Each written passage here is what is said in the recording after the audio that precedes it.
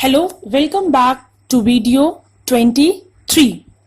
In this video, my dear student, I am going to discuss how we are going to initialize the elements of a list during runtime. My dear student, till now अभी तक हम लोग जो भी programmes देखे हैं, video 22 में हमने प्रोग्राम्स देखा है, वीडियो 21 में हमने प्रोग्राम्स देखा है। इन दोनों वीडियोस में आपने देखा होगा कि हमने जो लिस्ट क्रिएट किया है उसके एलिमेंट्स पहले से हमने इनिशियलाइज कर दिया कि L1 के अंदर ये सारी वैल्यूज होंगी। But think about a situation when the elements of the list is not known to us.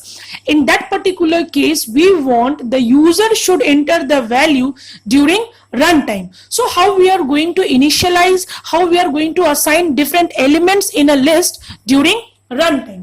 So in this video I am going to discuss about this very concept. So here you can see that I have created an empty list L1 with this method, list method. I have created an empty list.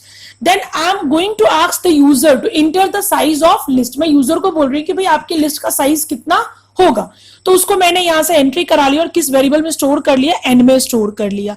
अब मुझे n का जो भी size होगा, अगर user n की size 10 डाल रहा है, इसका मतलब मुझे 10 डिफरेंट एलिमेंट्स यूजर से एंट्री करानी है।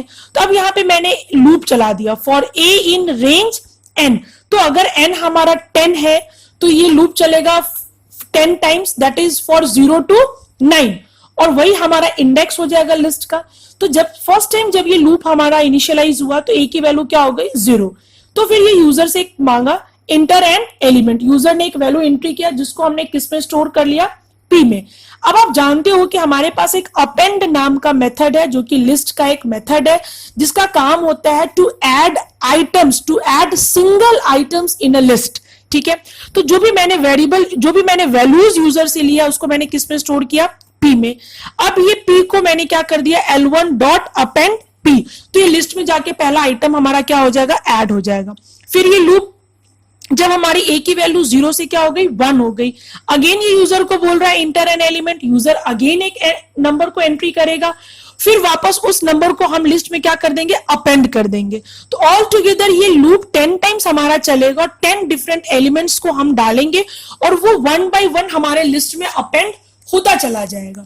और एट द एंड जब हम लोग इस लूप से बाहर आ रहे हैं तो हम अपनी लिस्ट को क्या कर रहे हैं, यहाँ पे आप देख रहे हो कि मैंने लिस्ट को क्या किया है, प्रिंट कराया है।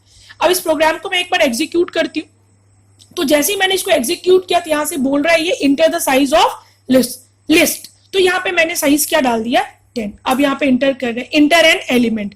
तो मैं कंटिन्यूअस में एक नंबर डाल देती हूँ, 1 2 3 4 5 6 7 8 9 10। क्योंकि ये लूप हमारा कितने टाइम्स चलता है, 10 टाइम्स।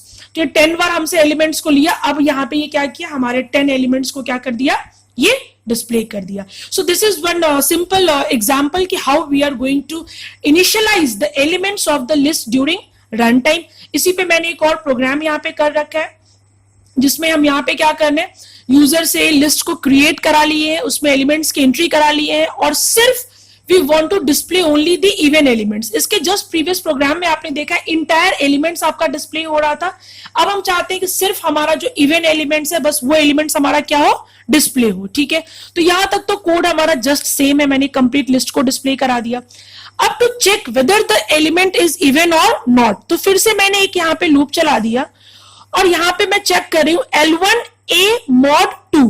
तो स्टार्टिंग में a की वैल्यू क्या होगी, 0, क्योंकि रेंज n है, n is the size of the list. तो स्टार्टिंग में a की वैल्यू क्या होगी, 0।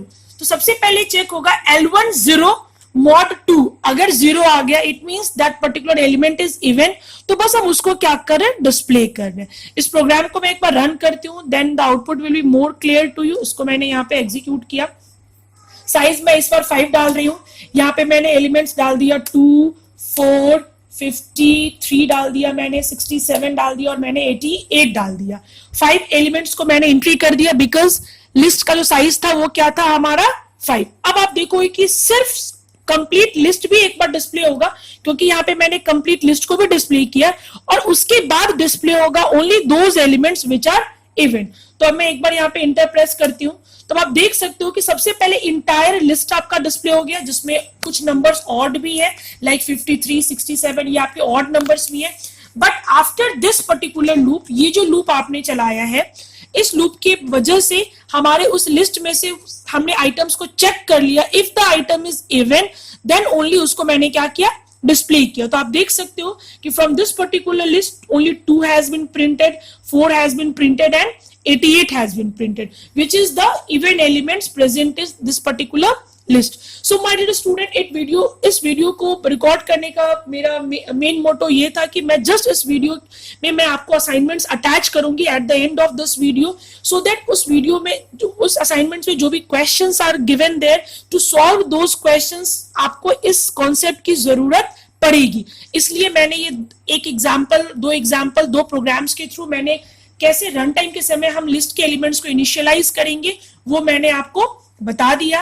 Eight the end of this video a few questions I have designed, so those questions will be added. You go through those questions and with all these concepts you can very easily solve that questions. Keep watching the videos. Any doubt, any queries, please put comment. If you have any doubt, any queries, you can ask your queries on the comment. I will try to reply you. Thank you.